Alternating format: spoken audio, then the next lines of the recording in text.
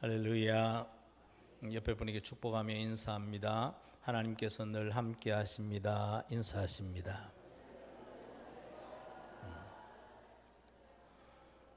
사람이나 돈은 그리고 세상의 물질은 잠시 우리를 떠날 때가 있어도 하나님은 항상 떠나지 않고 임마누엘 하시는 줄로 믿으시기 바랍니다.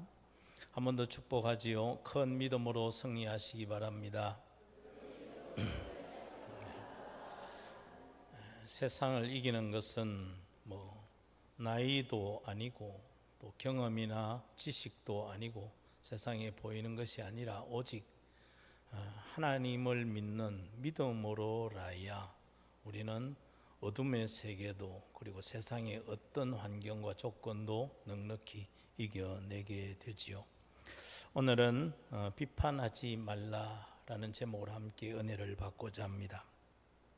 어느 대학의 졸업식장에서 이제 순서에 따라 졸업 학생들이 졸업장을 이제 한 사람씩 받아 나가고 있었습니다.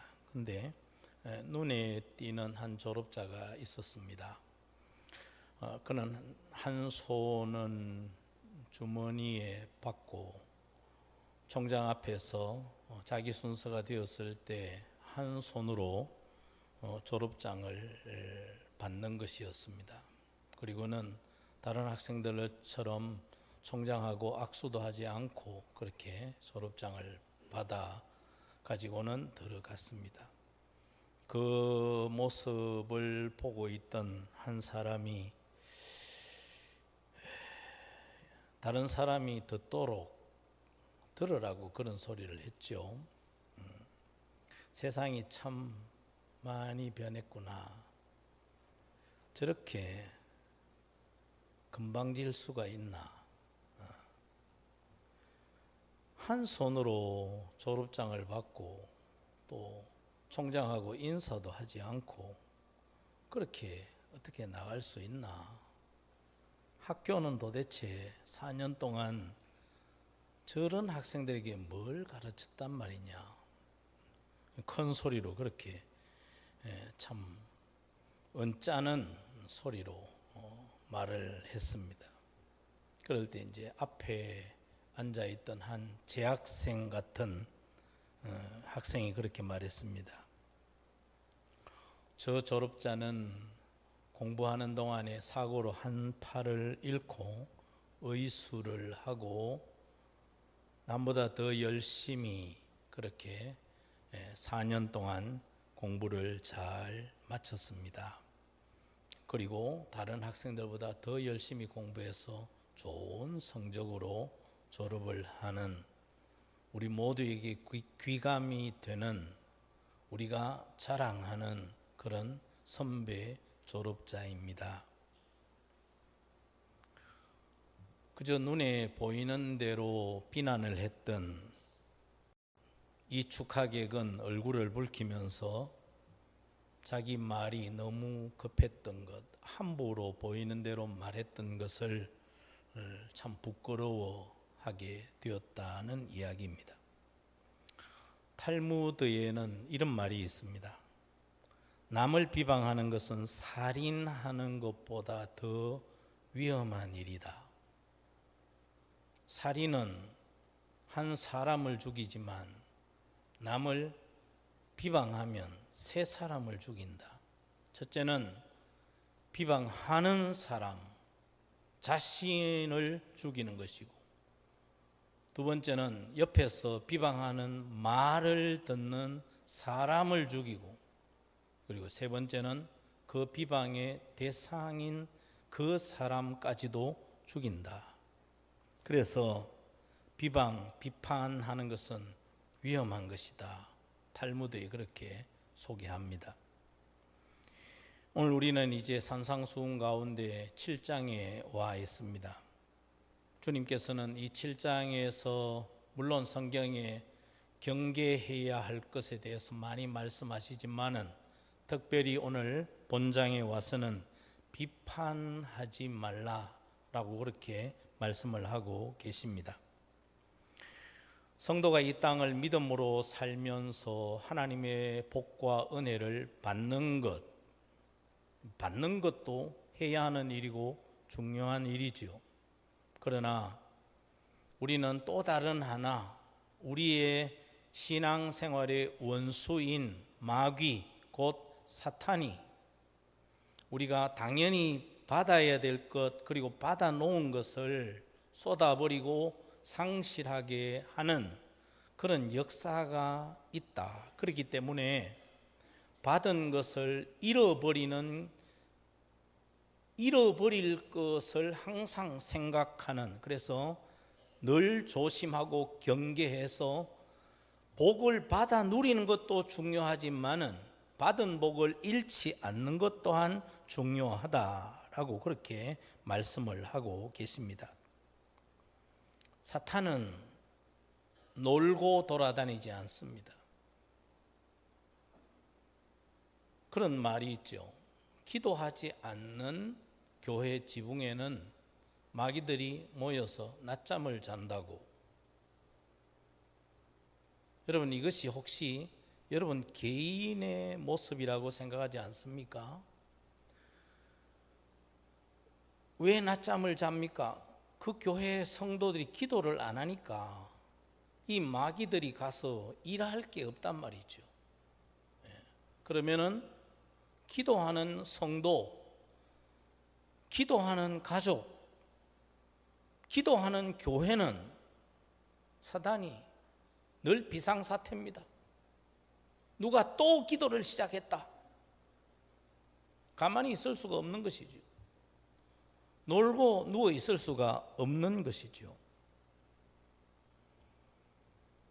여러분, 그래서 사단은 어떻게 하면 우리를 좀 더 큰 믿음으로, 좀 더 깊은 그리고 넓은 은혜의 강 속으로 우리를 들어가지 못하도록, 들어가 있을 때는 어쨌든 거기에서 빨리 빠져나오도록 여러 가지 업무를 계속 꾸미고 그것을 계속 우리의 삶에 방해 공작을 하고 있다는 이 사실을, 그래서 신앙생활은 영적 전쟁이라는 표현이 딱 맞습니다.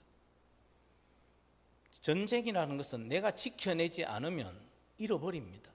잃어버리면 비참합니다. 아무것도 없습니다. 인권도 없고 그리고 돌봐주는 그런 경우도 없는 것이죠. 이 사단의 괴계를 잘 알고 경계 또한 잘 해서 받는 것도 중요하지만 받은 것을 잃지 않도록 하는 이 자세가 우리에게 꼭 있어야 합니다. 오늘 성경에는 비판하지 말라, 헤아리지 말라. 여러분, 이 비판이라는 단어는 크리노라는 그런 말입니다. 이거는 정죄하다, 심판한다, 그리고 유죄 판결을 내리다. 너 죄 있어, 이렇게 판결을 내리는 법정 용어입니다. 그럼 헤아린다는 것은 뭘까요? 이거는 상업적인 표현입니다. 거래할 때, 물건을 살 때 자로 재는 것, 그리고 무게를 다는 것. 이 일상생활 속에서 우리에게 친근한 그런 부분들이죠. 그래서 비판하지 말고 헤아려서도 안 된다, 그렇게 말씀을 하고 있습니다.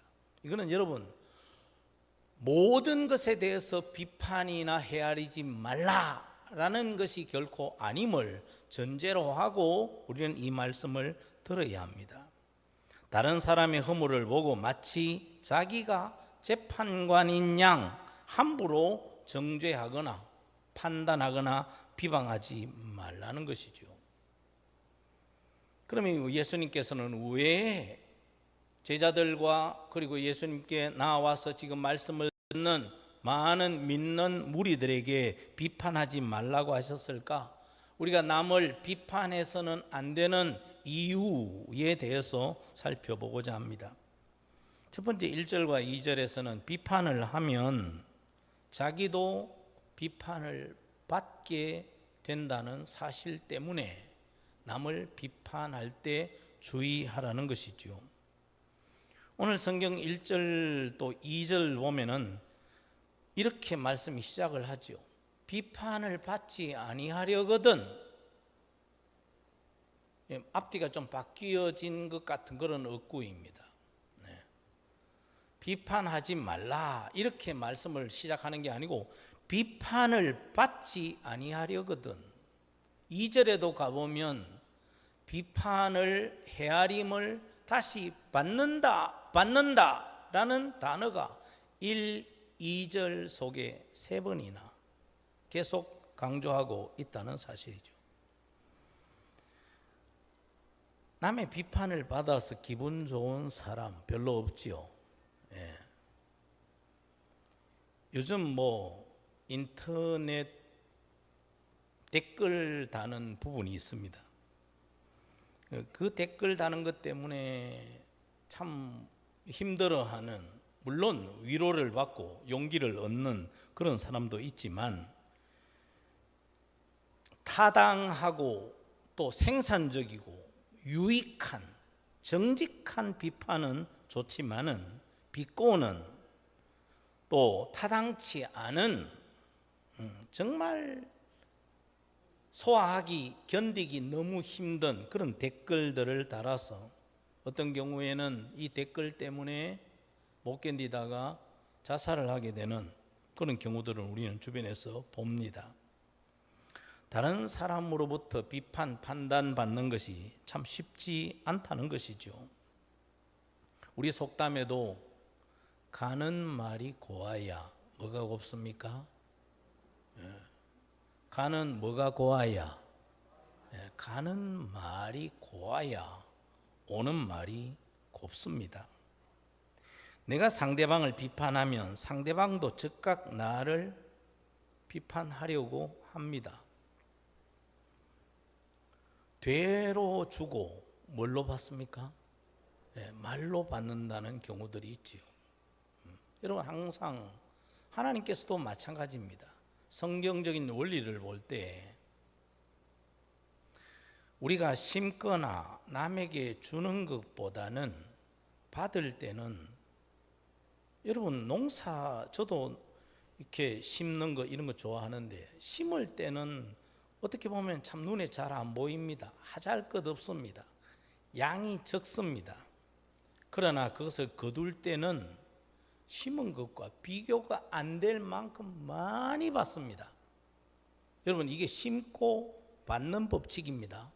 성경에 하나님께서도 이 땅에서 사람이 비록 적은 선을 심든지 적은 악을 심든지 심으면 심은 것은 반드시 거두게 되어 있고, 그 심은 것을 거둘 때는 내가 나쁜 것을 조금 심었는데 조금 거두는 게 아니라 그것이 커져서 나중에는 어마어마한 것으로 내가 거둘 수밖에 없는 그런 거둠의 법칙이 있다는 사실을 우리 일상 속에서 늘 보고 배우지 않습니까?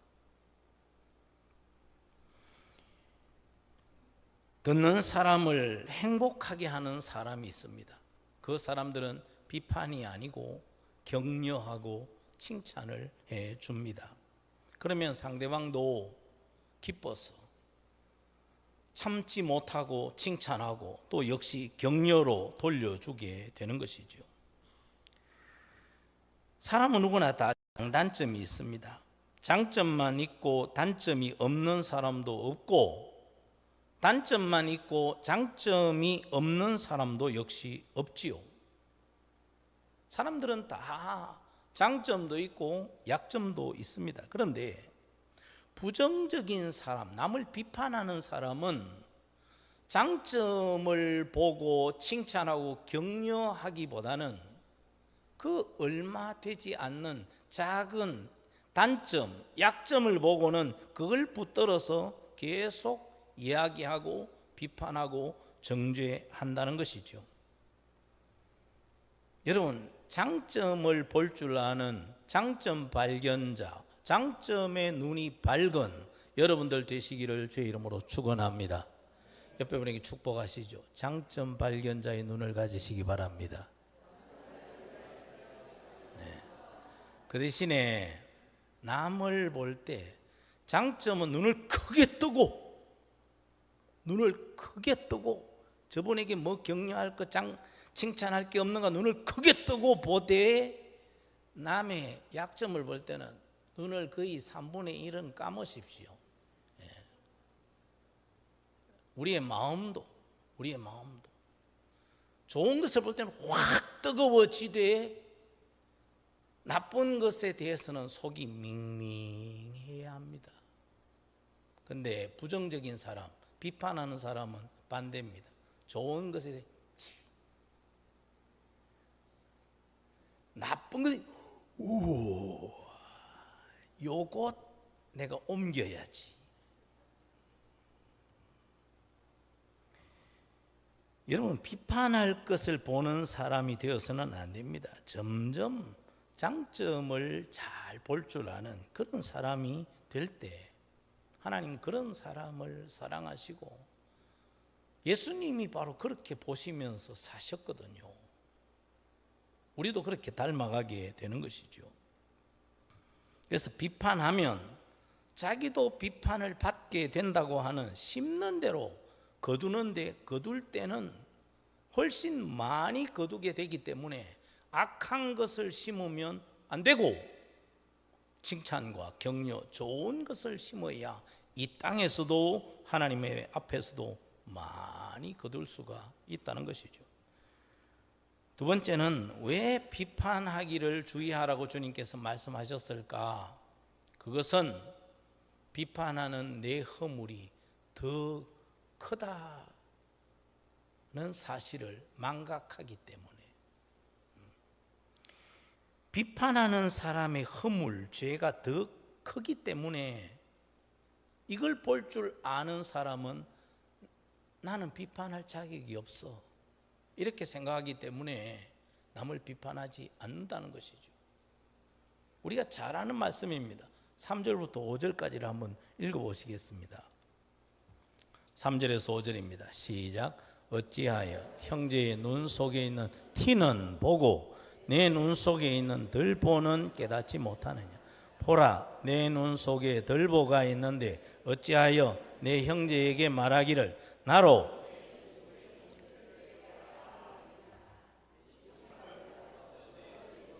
들보를 빼어라. 그 후에야 밝히 보고 형제의 눈 속에서 티를 빼리라. 아멘.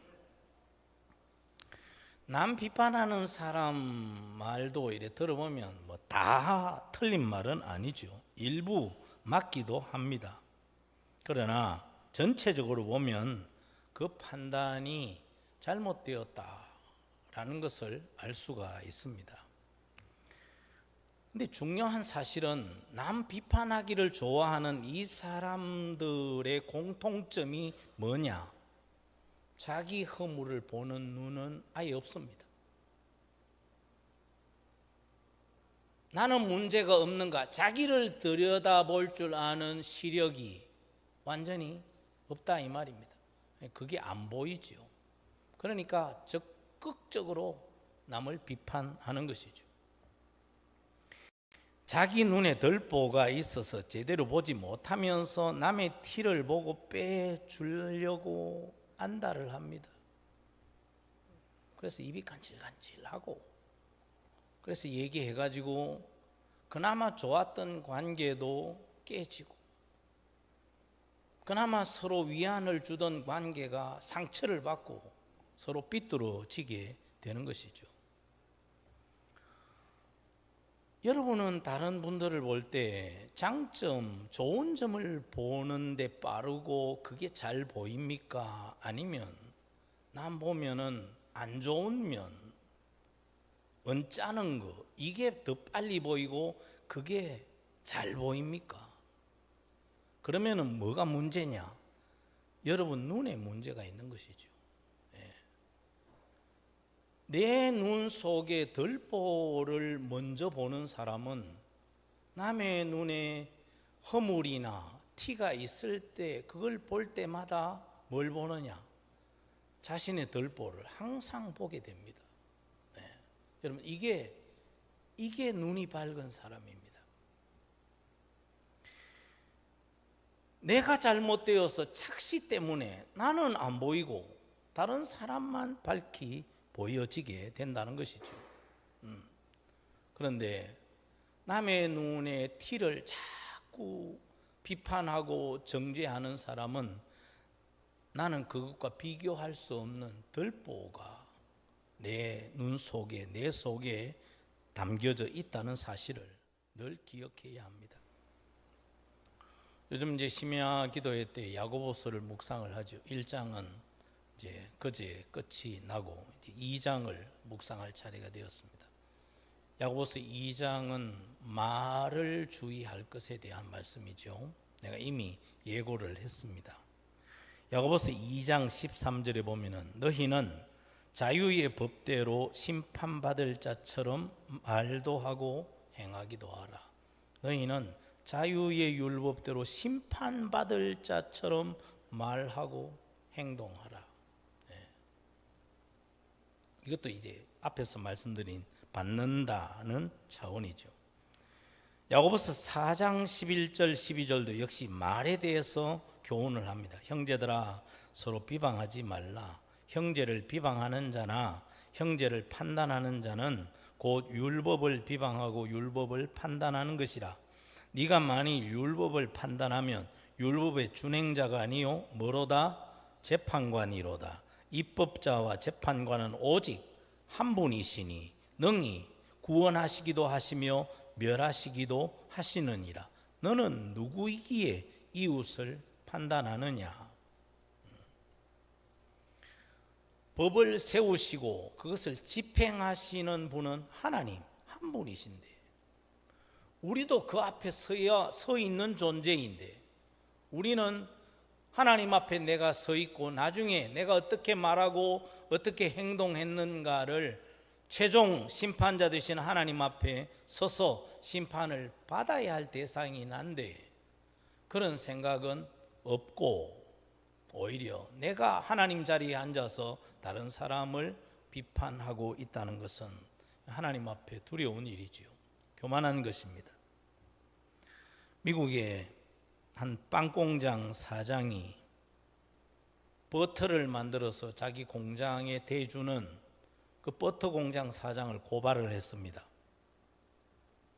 자기 회사에 들어오는 버터의 양이 정량이 아니라는 것이죠. 그래서 판사가 우유를 생산해서 버터를 만드는 그 사장에게 물었습니다. 버터를 만들 때 저울을 사용하시지요? 예, 사용합니다. 그러면 버터를 만들 때 어떻게 무게를 잽니까? 예, 저는 저울보다도 항상 늘 하는 습관이 있습니다. 제가 빵을 대는 빵공장 사장에서 만드는 빵이 1파운드 한 450g 정도 됩니다. 1파운드 딱 들어옵니다. 그러면 나는 저도 빵을 좋아하기 때문에 내가 버터를 대주고 일부는 빵도 사서 먹기도 합니다. 빵 하나 위에 딱 놓고 버터 딱 1파운드 그렇게 놓고 쉽게 그러면 딱 정확하게 450g이 좀 넘는 1파운드 버터가 됩니다. 그 1파운드짜리 빵은 바로 앞에 있는 저분 공장에서 사온 것입니다. 그러니까 판사가 물었습니다. 죄는 버터를 만든 사장에게 있는 게 아니고 버터의 양이 그만큼밖에 될 수 없도록 1파운드 빵을 만든다고 해놓고 1파운드 빵의 양이 되지 않도록 파는 어느 사장이 문제입니까? 빵 사장이 문제지요. 예, 빵 사장. 빵 사장이 1파운드 안 되는 빵 1파운드짜리입니다 라고 그렇게 팔면서 양을 줄이는 것이죠. 그런데 당연히 1파운드 빵이라고 간판에 딱 적어놔놓고 사장님은 당연히 1파운드 되는 줄 알고 딱 얹어놓고 1파운드 무게를 달아서 대주는데, 그래서 판사가 빵공장 사장이 죄가 있음, 그가 정직하지 못했음, 도리어 자기가 벌금을 내고 용서를 빌었다는 것이죠. 남에게 들이대는 심판의 잣대는 결국은 부메랑이 되어서 나중에 자기에게로 다시 돌아오게 됩니다. 그렇기 때문에 우리는 남을 판단하는 것, 남을 정죄하는 것 할 때 내가 더 문제가 있지 않는가를 점검하는 지혜가 꼭 우리에게 필요하지요. 마지막 세 번째, 주님께서 비판을 주의하라 하신 이유는 비판이 소중하기 때문에 그렇습니다. 사용하는 자나 비판을 받는 자가 공히 이 비판을 아주 중히 여겨야 한다는 말씀이죠. 6절은 참 재미있는 표현이 들어있는 말씀 아닙니까? 6절 한번 같이 읽어보겠습니다. 시작. 거룩한 것을 개에게 주지 말며 너희 진주를 돼지 앞에 던지지 말라. 그들이 그것을 발로 밟고 돌이켜 너희를 찢어 상하게 할까 염려하라. 예수님께서 이런 말씀을 하실 때 그 당시에 비판하기를 좋아하는 부류들이 있었죠. 바리새인, 서기관, 이런 참 나잘난 그런 모습으로 늘 사는 그 사람들을 의식해서 예수님께서 이 말씀을 하셨죠. 마태복음 23장에 가보면 이제 나중에 우리가 묵상하게 될 것입니다. 27절, 28절에 이런 주님께서 말씀을 하셨습니다. 화 있을진저 외식하는 서기관들과 바리새인들이요, 회칠한 무덤 같으니 겉으로는 아름답게 보이나 그 안에는 죽은 사람의 뼈와 모든 더러운 것이 가득하도다. 이와 같이 너희도 겉으로는 사람에게 옳게 보이되 안으로는 외식과 불법이 가득하도다. 그들처럼 되어서는 안 된다고 말씀하신 것이죠. 그렇다면 우리는 이제 이런 의문을 가집니다. 예수님, 그러면 우리는 전혀 정죄하거나 비판해서 안 됩니까? 아닙니다. 우리는 때로 필요하면 비판도 해야 하고 바른 판단도 할 줄 아는, 정의를 우리는 내릴 줄 아는 그런 지혜와 결단력이 필요하지요. 우리가 때로는 비판이 필요하고 정의를 바로 세울 때 그것을 세우지 않으면 결국 모든 질서와 바른 것은 무너지기 때문에, 그래서 만약에 사람이나 정책이나 잘못되어지고 무너지게 될 때는 그것을 바로 세워야 합니다. 바로 세워서 그도 유익하게 하고 그리고 사회도 정직하게 하는 이 죄를 제거하는 그런 일들을 위해서는 우리는 주저해서는 안 되는 것이죠. 그런데 주저할 때 그렇게 판단하거나 또 비판을 받을 때 항상 기억해야 하는 것은 우선적으로 먼저 오늘 두 번째 말씀한 것처럼 자기 반성이 먼저 앞서야 한다는 것이죠. 그냥 말하기 편하다고, 그냥 내가 판단해서 옳다고 결정을 내렸다고 그냥 막 말하지 말고 생각해보고 어떻게 말하며 어떤 때에 말하는 것이 그를 유익하게 하고 내가 이 말을 잘했다, 좋은 결과로 나올 것인가를 기도하면서 생각해 보아야 한다는 것이죠. 이 두 가지를 합쳐서 한 단어로 바꾸면 따라하시죠. 신중하게. 내가 이렇게 말하면 또 내가 어떤 방식으로 말하면 좋을까 생각을 하고 그 다음에 하나님 앞에 기도해야 합니다. 하나님, 그를 사랑합니다. 그가 바로 서기를 원합니다. 주님, 제가 이렇게 그에게 권할 것입니다. 하나님, 그의 마음을 만져주시고 서로 불편하지 않게 하여 주시고 이렇게 말함으로 나의 사랑이, 나의 그를 세우고자 하는 그 마음을 그도 느끼고 알게 하여 주옵소서.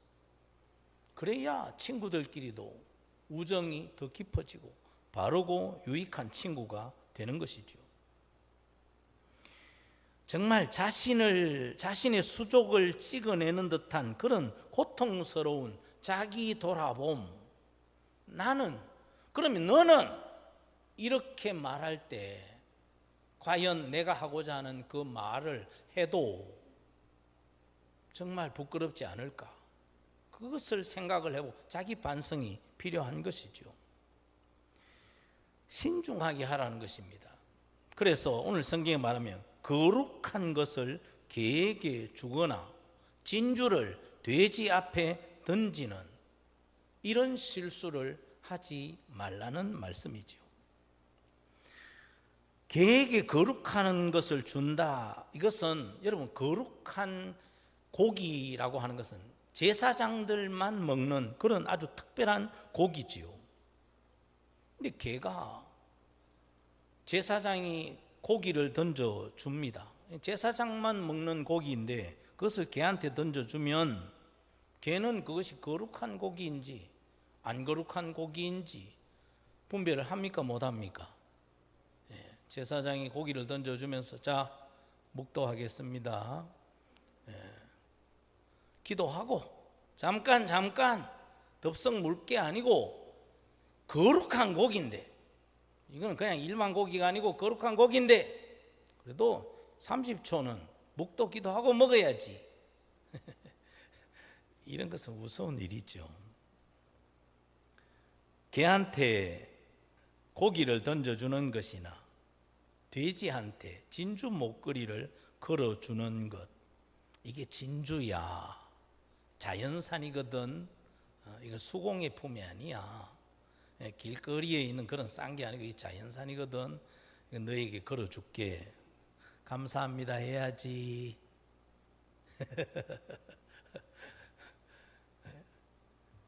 그럼 돼지가 오늘 성경에 나온 그대로 아니 먹을 걸 줘야지, 이걸 뭘 목에다 걸어주면서 뭐라고 하는데 먹을 건 안 주면 그러면 뭐합니까? 오히려 그냥 들이받아서 자빠지게 되죠. 거룩한 것을 거룩한 것인 줄 모르고 값진 것을 값진 것인 줄 모르는 그런 사람에게 줄 필요가 없다는 것이죠. 아는 사람에게 주라는 것입니다. 거룩한 것을 알고 값진 것인 줄 아는 사람. 여러분, 제가 사실은 이 부분을 길게 설명을 하고 싶은데 그렇게 하지 못하는 안타까움이 있습니다. 하나님의 은혜가 그렇습니다. 귀한 줄 아는 사람에게는 하나님의 은혜는 계속 더하여집니다. 할렐루야. 그런데 귀한 줄 모르는 사람에게는 그냥 흘러가 버립니다. 무슨 일이 있는지 그도 모르고 아무도 모릅니다. 아는 사람에게만 주어진다는 것이죠. 잠언 9장 7절과 9절에도 이런 말씀이 있습니다. 거만한 자를 징계하는 자는 도리어 능욕을 받고 악인을 책망하는 자는 도리어 흠이 잡히느니라. 거만한 자를 책망하지 마라. 그가 너를 미워할까 두려우니라. 차라리 지혜 있는 자를 책망하라. 그가 너를 사랑하리라. 지혜 있는 자에게 교훈을 더하라. 그가 더욱 지혜로워질 것이요 의로운 사람을 가르치라. 그의 학식이 더하리라. 여러분, 받을 수 있는 그런 그릇들이 되시기를 주의 이름으로 축원합니다. 그래야 우리에게 담겨지는 것이죠. 이게 무슨 얘기인가 하면은 잘못을 지적하고 비판하는 것은 영혼을 살리는 소중한 것인데 내가 아무리 좋은 말을 하려고 해도 받을 사람이 전혀 그렇게 생각이 없다 판단될 때는 그것을 그에게 던지거나 걸어주어서는 안 되고, 그리고 주면 화를 당한다는 것이죠. 비판하는 사람에 대한 말씀이라기보다는 비판을 받는 사람의 자세가 참 중요하다는 하다는 것이죠. 친구도 그렇습니다. 네가 이러면 안 되지 라고 할 때 자신을 정말 아끼고 잘 알면서 더 잘 되기를 바라는 친구의 충언인 줄, 충고의 말인 줄 아는 친구는 그래, 너 나한테 그렇게 말해줘서 내가 너무 고맙다. 내가 네가 그런 얘기 안 해줬더라면 나는 계속 뭐 괜찮은 줄 알고 했을 터인데, 그리고는 고쳐서 더 소중한 관계로 나아가게 되는 것이죠. 올바르게 되라고 충고와 비판을 하고 그렇게 하는데도 그것을 받아들일 수 있는 그런 준비가 안 되면 도로 화를 내고 마치 돼지에게 진주 목걸이를 걸어 주다가 참 떠받치는 이런 경우와 똑같다는 것이죠. 겸손하게 비판을 수용하고 잘못을 인정하는 사람이 되라는 것입니다. 받을 준비가 되어 있는 사람은 비판의 말, 정죄의 말을 듣고도 자기에게 유익하게 만든다는 것이죠. 자기가 산다는 것입니다. 예수님은 어떻게 사셨습니까? 예수님은 정죄하지 않으실 뿐 아니라 때로는 정죄도 하시고 때로는 비판도 서슴지 않으셨습니다. 굳이 표현을 하자면 예수님은 비판에 대가셨죠. 왜냐하면 하나님이시기 때문에, 진리이시기 때문에 예수님은 비판하실 수 있으셨던 것이죠. 누가복음 18장 10절에서 14절에 보면은 이 바리새인들의 자기를 돌아보지 아니하고 도리어 비판을 하려고 하는 그 사람들의 예를 이렇게 말씀하시죠. 두 사람이 기도하러 성전에 올라갔는데 하나는 바리새인, 하나는 세리다. 바리새인은 서서 따로, 세리하고 멀찍이 따로 서서 기도하여 이르되 하나님이여, 나는 다른 사람들 곧 토색, 불의, 간음을 하는 자들과 같지 아니하고 이 세리와도 같지 아니함을 감사하나이다. 이 감사의 제목도 이런 감사가 도대체 맞는가 싶습니다. 나는 일에 2번씩 금식하고 또 소득의 11조를 드리나이다 하고, 세리는 멀리 서서 감히 눈을 들어 하늘을 쳐다보지도 못하고 다만 가슴을 치며 이르되 하나님이여, 불쌍히 여기소서, 나는 죄인이로소이다 하였느니라. 내가 너희에게 이르노니 이에 저 바리새인이 아니고 이 사람이 의롭다 하심을 받고 그의 집으로 내려갔느니라. 무릇 자기를 높이려고 하는 자는 낮아지고 자기를 낮추는 그 사람은 높아지리라. 주님이 말씀하셨죠. 여러분, 충고도 그리고 비판도 심지어 정죄까지라도 받을 줄 아는 마음의 준비를 함으로 어떤 말씀이 내게 들려도 나에게 유익하고 최상의 결과로 이어지게 되는 그런 마음밭들을 가지고 사시기를 주의 이름으로 축원합니다. 비판을 하는 우리도 마찬가지입니다. 기도하고 자신을 돌아보고 신중하게 그렇게 남을 할 때 나도 유익하고, 그리고 받는 사람도, 주변의 모든 사람도 그분의 신앙과 인품, 아름다운 인격을 기뻐하게 되는 것이죠. 이제 말씀을 정리합니다. 비판은 필요한 것이죠. 어떤 사람에게는 깨달음을 주고 그리고 질서도 세우고 선하고 유익하게 하는 길이기도 한 것이죠. 그러나 비판을 할 때 그리고 받아들일 때 주의해야 할 중요한 것, 대충 알고 남을 비판하려고 해서는 안 된다는 것이죠. 두 번째는 비방하려고 하는 목적, 너 문제가 있다라는 목적으로 비판해서는 전혀 유익하지 않다는 것이죠. 그리고 진실을 이야기하고 감정이 섞이지 말아야지. 진실보다 나중에는 감정이 섞여버리면 그 비판이 아무런 유익으로 연결되지 못한다는 사실입니다. 마지막으로 저는 제가 좋아하는 성 프란시스의 평화의 기도를 여러분에게 소개하고 마치고자 합니다. 여러분들은 나중에 평화의 기도를 찬양으로 들으시면 참 좋습니다. 주님, 저를 당신의 평화의 도구로 써주소서. 미움이 있는 곳에 사랑을, 다툼이 있는 곳에 용서를, 분열이 있는 곳에 일치를, 의혹이 있는 곳에는 신앙을, 그릇됨이 있는 곳에는 진리를, 절망이 있는 곳에 희망을, 어둠에는 빛을, 슬픔이 있는 곳에는 기쁨을 가져다 주는 자가 되게 하소서. 위로 받으려고 하기보다는 위로하고, 이해받으려고 하기보다는 이해하며, 사랑받기보다는 사랑하게 하여 주옵소서. 우리는 줌으로써 받고, 용서함으로써 용서받으며, 자기를 버리고 자기를 죽음으로써 우리는 하나님 앞에서 영생을 얻기 때문입니다. 여러분, 남을 비판하기에 빨라서 나도 상대방도 주변의 사람들도 힘들고 불편하게 하는 자가 아니라, 우리는 남을 사랑하고 격려하고 칭찬하는 프란시스처럼 평화의 도구가 되셔서 여러분이 있는 자리를 천국으로 만들어가는, 그래서 하나님을 영화롭게 하고 우리가 하나님의 백성임을 이 땅에서 드러내는 그런 평화의 사람들로 살아가게 되기를 주의 이름으로 축원합니다.